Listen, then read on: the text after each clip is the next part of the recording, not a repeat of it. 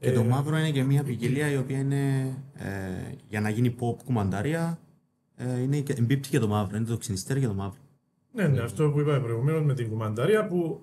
Εντάξει, εδώ διήστανται λίγο οι απόψεις. Επίσημα πλέον η κουμανταρία με βάση την νομοθεσία που προέκυψε το 2004 αφορά 14 χωριά στην περιοχή της Λεμεσού, τα λεγόμενα κουμανταροχώρια. Όπως και να έχει, υπάρχουν βιβλιογραφικές αναφορές που λένε ότι η κουμανταρία παραγόταν σε όλη την Κύπρο, οπότε και εκτός των 14 χωριών και στην Πάφο κτλ.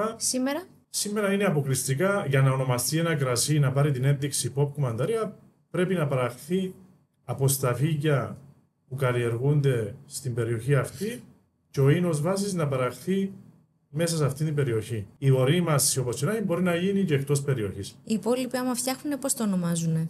Μπορεί να το ονομάζεις Λιαστό, ίνο, λάμα. Ανάλογα.